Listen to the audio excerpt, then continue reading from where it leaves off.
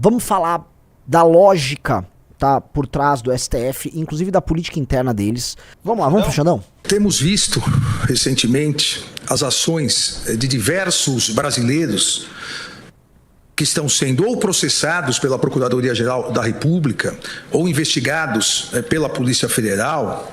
Estamos verificando diversas condutas dolosas e conscientes de uma verdadeira organização criminosa que, de forma jamais anteriormente vista em nosso país, age de maneira covarde e traiçoeira, com a finalidade de tentar submeter o funcionamento deste Supremo Tribunal Federal ao crivo de um Estado estrangeiro.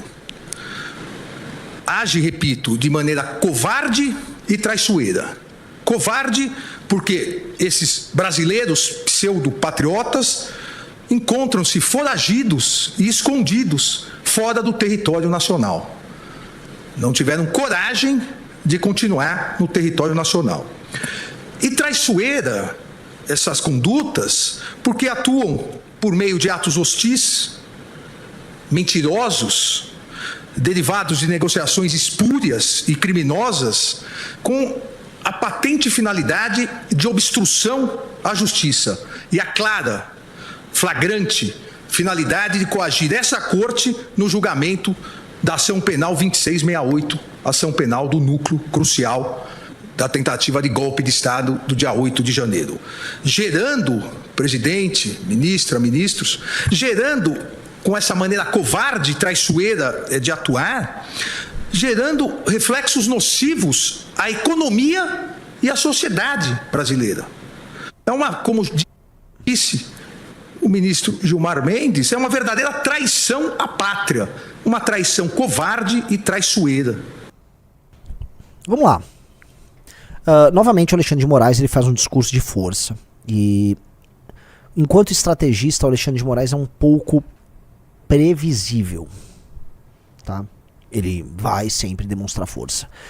Alguém me falou ontem, muito interessante, falou, o Alexandre de Moraes não apenas gosta de falar que tem força, ele gosta de exercer a força. Então, é natural que o procedimento dele seja esse, né? Demonstrar força, demonstrar que não... Diga isso, Riso. O Riso me interrompeu, o que é? Eu queria só botar um trechinho dele falando. Por favor. Pode ser? Prosseguirão. As ações prosseguirão. O rito processual do Supremo Tribunal Federal não se adiantará, não se atrasará. O rito processual do Supremo Tribunal Federal irá ignorar as sanções praticadas. Esse relator vai ignorar as sanções que foram aplicadas e continuar trabalhando como vem fazendo, tanto no plenário quanto na primeira turma, sempre de forma colegiada. Enfim, era isso, era a parte do ignorar. Pode continuar. Bom, primeira coisa que a gente precisa entender, né? O Alexandre de Moraes, quando ele faz esse discurso avisando que não, esta Suprema Corte vai continuar trabalhando, o nosso julgamento não será obstado, não vamos nem acelerar, nem retroagir, estou sendo alvo de uma atuação externa, covarde e tal. Alexandre de Moraes tem um problema que ele precisa endereçar, mas que ele não vai endereçar. O problema é o seguinte, ao iniciar conflito que teria contornos diplomáticos, e ele sabe disso, por conta do seu inquérito que em si carrega elementos que extrapolam, vamos dizer, a jurisdição, né, da Suprema Corte, ele gerou uma crise diplomática que deveria, se fosse gerada, e deveria ser gerada e gerida pelo Poder Executivo. Quem dispõe do ferramental diplomático para discutir e arrumar briga com outros países é o Poder Executivo. Como o Alexandre de Moraes, ele no inquérito dele começa a despachar e deliberar sobre tudo, ele começou a deliberar o que fazer com redes sociais, começou a estabelecer multas, quebras de sigilo. Não, faça isso, me entregue isso, eu quero aquilo, derrube aquele conteúdo. Não derrube. A rede social, que é uma empresa americana instalada no Brasil, falou, não, a lei pátria diz tal coisa. Você tá dando um despacho num inquérito específico, sem direito de defesa, exigindo tais e tais coisas, e isso aqui não é o ordenamento dessa nação. E veja, isso estava acontecendo, Rafael Almeida Riso, durante o mandato do Biden, não era sequer o mandato do Trump. Ou seja, a anomalia do inquérito do Alexandre de Moraes entregou a ele superpoderes que lhe permitiram gerar uma crise diplomática. Gente, era setembro do ano passado, ou outubro, me corrijam aí, ele tirou o Twitter do ar. Isso aí é um elemento do judiciário gerando uma crise diplomática sem ser legítimo para isso ou sequer dispondo de ferramentas diplomáticas formais para lidar com o tema. Portanto, a atuação anômala do Alexandre de Moraes gerou uma crise diplomática. Então não adianta ele fugir disso. É tão anômalo que aí tem que ir a chancelaria brasileira, Riso, de um governo, que é o governo Lula, fazer a defesa da soberania brasileira por conta de uma decisão, ela em si, anômala do Alexandre de Moraes. Então, uma pergunta. O inquérito do Alexandre de Moraes conversava com a chancelaria brasileira quando ele arrumava brigas que tinham contornos diplomáticos? Ah, não. Ele estava livre para fazer isso porque o nosso judiciário é livre. O nosso judiciário estava cruzando linhas. Como é que funciona essa neogovernabilidade ou essa neo-relação de poderes aí? Esse aqui é um estudo de caso para mostrar para vocês que quando os poderes não estão mais dentro das caixinhas, você começa a ter essas coisas profundamente anômalas. Então, é uma anomalia o que tá rolando. E aí quando ele fala, mas meus inimigos, esses caras aí, esses covardes estão nos Estados Unidos atuando, eles só estão nos Estados Unidos atuando, e os Estados Unidos só estão endossando eles, porque você, de maneira anômala, feriu um interesse americano. Diplomaticamente falando, você arrumar uma briga com grandes empresas da maior nação do mundo não é exatamente inteligente.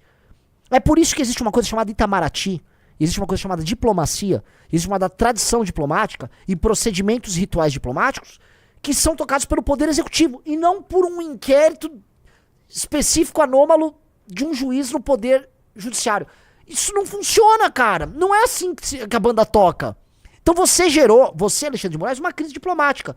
Aí ele próprio gera de maneira anômala uma crise diplomática e não quer lidar com as consequências. Nós estamos lidando com as consequências da ação anômala de um cara que não foi eleito pra arrumar essa briga. Veja, se o Brasil tivesse eleito um presidente da República com o tema arrume briga com os Estados Unidos. Presidente, é pra arrumar briga com os Estados Unidos. Foi uma decisão soberana da nação, eleger o cara, aí o cara vai, nomeia um chanceler, tá? Altera a linha do corpo diplomático da Itamaraty e atua. Isso é uma decisão merda, mas isso foi uma decisão soberana merda. Vocês estão entendendo que, na verdade, isso aqui não tem nada, o que ele tá falando não tem nada a ver?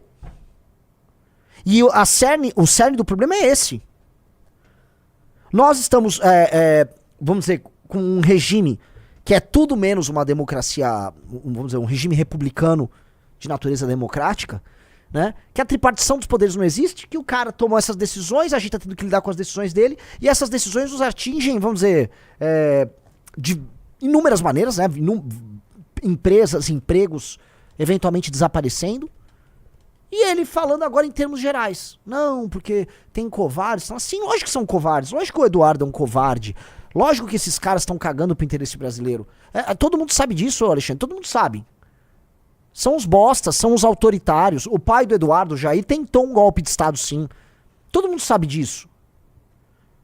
Dito isso, só tá tendo efeito o chororô deles porque você construiu isso. Você cavou esse buraco. Não só pra você, mas pro Brasil inteiro. E aí você acha que você é um símbolo da democracia, você é o herói do regime brasileiro e que o Brasil vai ficar, vamos dizer, lutando ao seu lado até o fim. Não, ninguém vai lutar ao teu lado até o fim. Isso é estranho, né? Pra dizer o mínimo. Eu queria pedir pro senhor Rafael Almeida Riso, Senhor. tá? Mostrar, porque é só, esse mapa aí. Isso é tão anômalo que o STF, que, vamos dizer, ratificava todas as decisões tomadas pelo Alexandre de Moraes, aparentemente começou a rachar. Estamos com as duas lives somadas, os dois canais, 9.200 pessoas. Vamos buscar 10. Veja. Quem foi na reunião convocada pelo Lula, tá? Pra cuidar e, no fundo, defender os interesses ali do próprio Alexandre de Moraes. Vamos lá. Alexandre de Moraes foi. Roberto Barroso foi. Ele é o presidente do STF. Ele teria que ir. Gilmar Mendes, aliado, foi. Flávio Dino, amigas e rivais, né? Aliado Peronomute, ele gostaria de ser o próximo Alexandre de Moraes. Cristiano Zanin e Edson Fachin. Ou seja, 6 deles foram. Quem não foi? Dias Toffoli, Luiz Fux, Carmen Lúcia, André Mendonça e Nunes Marques. A Carmen Lúcia e o André Mendonça são 2 pessoas que vêm tendo um comportamento republicano. Eu não concordo com a declaração da Carmen Lúcia aqui. Tudo bem. A gente conhece o histórico dela. Luiz Fux começou a discordar das decisões do Alexandre de Moraes. Nunes Marques foi indicado pelo Bolsonaro, mas ele é um cara, vamos dizer, ele vai adotar uma postura mais neutra mesmo. E o Dias Toffoli eu realmente não sei dizer, porque o Dias Toffoli em geral ele acompanha as posições, ou costumava acompanhar as posições do Gilmar Mendes. Eu vi ontem, né, a nota do STF. Até brinquei no Twitter, assim, o resumo da nota do STF é: nós vamos continuar julgando tudo e tamo junto, Moraes. Mas assim, bem leve, tamo junto, Moraes, é isso aí, tamo junto. É isso aí, nós vamos fazer nossos julgamentos. Mas a pergunta que fica é: será que esses outros ministros do Supremo estão dispostos a pagar na física toda a luta e todo o exagero do Alexandre de Moraes? Ou seja, o efeito da Magnitsky sobre o Alexandre, porém sobre os demais, vem funcionando. E aí nisso eu retorno porque a gente falou no começo, e nisso você tem que dar o braço a torcer. Eu não gosto deles. Dito isso, o Paulo Figueiredo, muito mais o Paulo Figueiredo do que o Eduardo, porque o Paulo Figueiredo tem cérebro. Tá jogando o jogo. Ele e o Marco Rubio estão jogando. Estão jogando. E aí vamos para Magnitsky, né? Veja só, houve, parece que, declaração de instituições bancárias de que tão logo foi apresentada a sanção da Magnitsky, eles avisaram que eles irão cumprir as sanções da Magnitsky. E o pessoal do Crack MBL estava explicando sobre Magnitsky, sanção, e o relatório da Eurásia, que falava, vamos dizer, qual a maior probabilidade dos Estados Unidos avançarem na lista de sanções. E eu também tratei disso num podcast que a gente gravou lá para a revista Valete, mas eu vou dar meus pitacos, meus 2 dedos aqui, tá?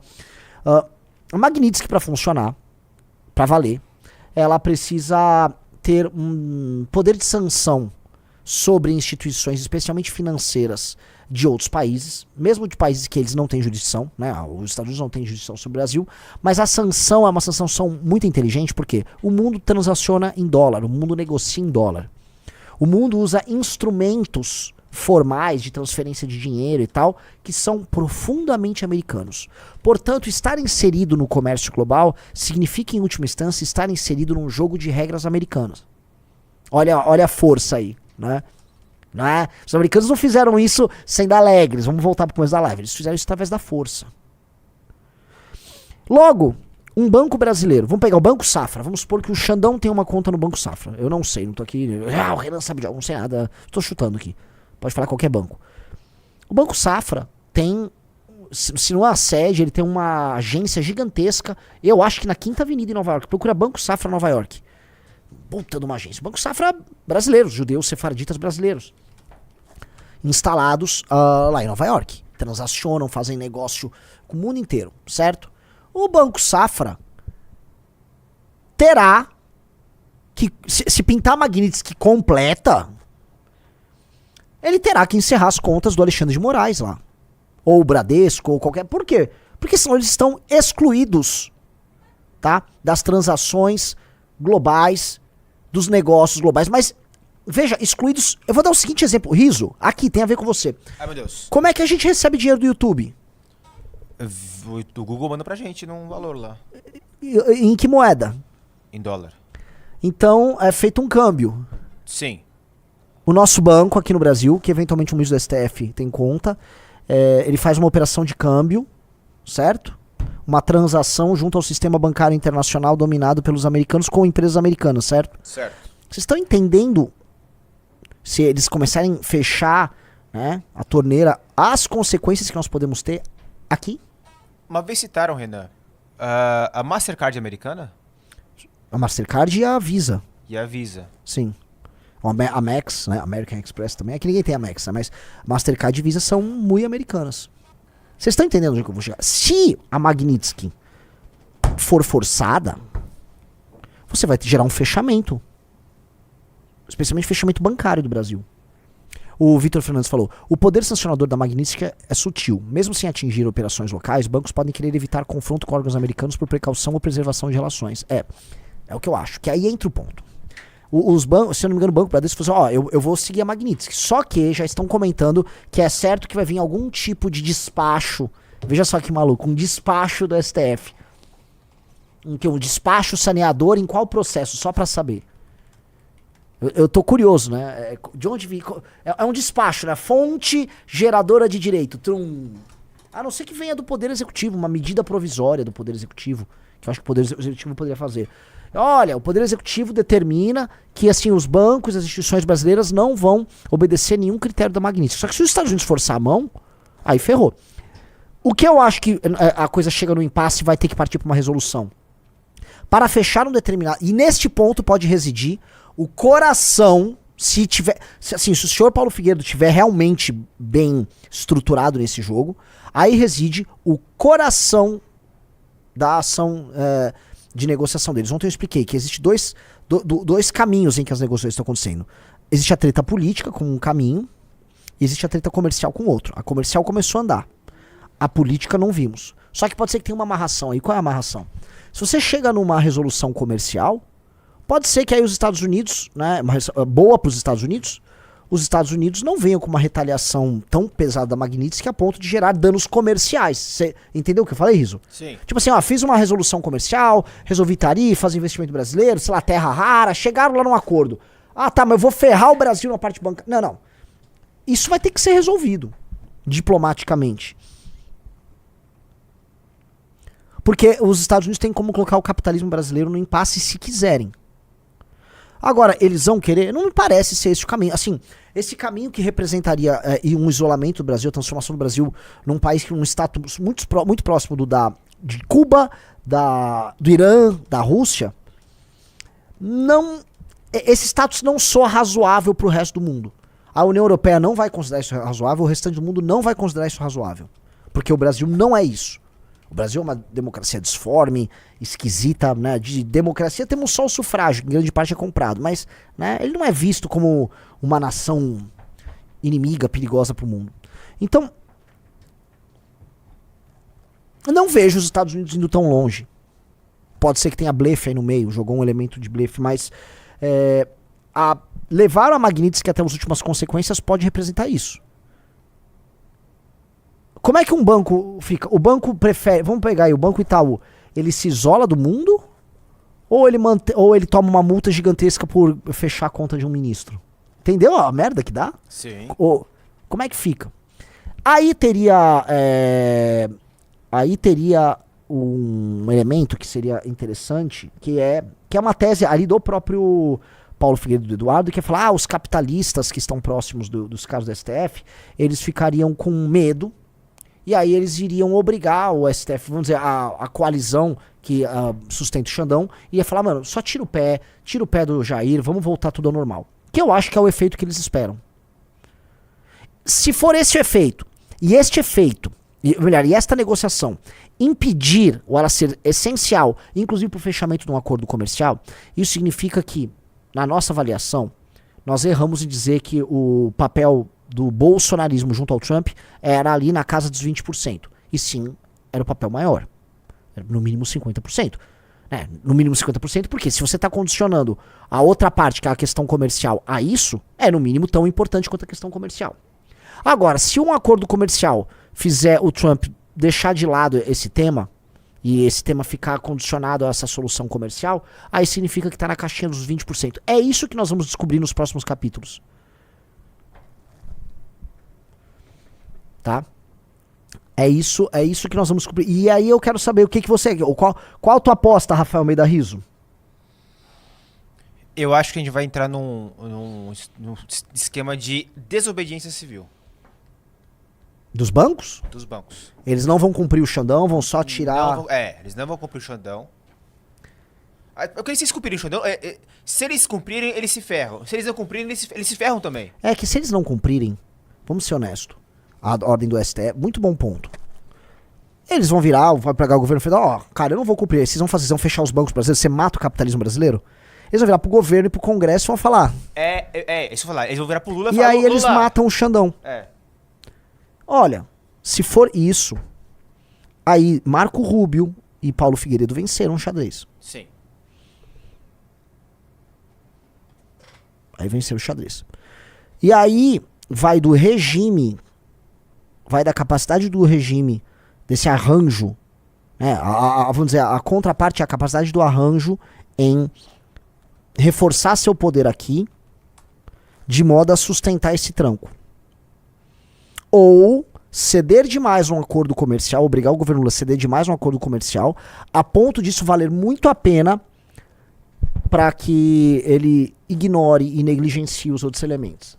O Matheus Apellini, os Estados Unidos podem condicionar o acordo a uma resolução da questão das redes sociais? Talvez, porque essa questão ela é mais importante do que a questão Bolsonaro. Pode ser, porque quando o Alckmin falou vamos por aqui, pode ser que seja o caminho. E hoje nós temos uma pista dessa questão, que foi o Alexandre de Moraes liberando as redes do Rodrigo Constantino. Você deve ter visto isso. É hoax ou é real? E falaram que era notícia antiga, mas eu não sei dizer também. Os caras falam assim, é só pagar o salário do Xandão em dinheiro, pô, fica tudo. Certo? Não é não, cara. Não é sobre salário. A gente tá falando assim, a lei Magnitsky, ela incide não só sobre os ministros, mas ela incide sobre familiares e redes de contatos sociais deles. A gente tá falando de uma galera que tem alguns dos maiores escritórios do Brasil, que tem relações com um monte de gente. A lei Magnitsky, ela tem esse elemento de arbitrariedade de ficar buscando a teia social ao redor dessas figuras e, né, atrapalhar. Você vai atrapalhar a vida de muita gente. E aí entra aquele mapinha, volta pro mapinha dos ministros da STF. Tem uma coisa importante aqui também que... Tá, não, eu vou pra isso, tá? Isso aqui é muito importante. Aí, sei lá, o Fux. Eu não tenho nada a ver com isso, eu já tô votando contra o Xandão. Por que eu tenho que pagar esse preço? Por que eu e o meu... E o ecossistema que eu tenho ao meu redor vão pagar por esse preço. Vão pagar esse preço. O Dan Lima falou, mas os familiares poderão usar o banco normal, não? Não. A Magnitsky, ela incide também sobre familiares. E a esposa do Xandão está na Magnitsky. Tá. Não é nem que a esposa está. Essa coisa dos bancos, se rolar mesmo, é uma crise econômica contratada. Uhum. Aí agora, na visão do Lula, ele pode... Ou ele ajudar a derrubar o Xandão e descontratar uma crise econômica, ou contratar uma crise econômica na véspera da eleição. É que seria mais do que uma crise econômica, seria uma crise do capitalismo brasileiro, porque os mecanismos de funcionamento num país como o Brasil ficariam desmontados, que é uma coisa muito louca. O Brasil tem concentração bancária, aquilo que eu falo, né? O Brasil não tem, assim, uma multiplicidade de bancos. São poucos. Portanto, os poucos bancos que têm relações com os ex-ministros são os bancos que operam para todos os brasileiros. Então esse modelo de concentração bancária, ele fica em xeque. Para mim, tá começando a tomar forma, eu acho que esse é o jogo. Vocês concordam? O jogo, nessa fase final da negociação, que são os 7 dias que começaram a contar desde anteontem, o jogo é esse. O Lucas Rocha, vocês acham que tudo isso vai impedir o Bolsonaro de ser preso, Renan? O jogo tá aí. A forma como o jogo negocial, tanto no campo comercial quanto no campo político, vai dizer. Se o pêndulo tiver mais para a questão comercial, a chance do Bolsonaro realmente ser preso nesse arranjo é mais alto. Se, na verdade, o impacto da atuação da família, normalmente pelo Paulo Figueiredo, e a vontade do Marco Rubio em desconstruir esses regimes na América do Sul for tão concreta, aí a prisão do Bolsonaro passa a ficar dificultada. O que eu acho? O Xandão vai acelerar o processo e ele vai querer comprar a briga. Gostou desse vídeo? Se inscreva em nosso canal e nos ajude curtindo e compartilhando.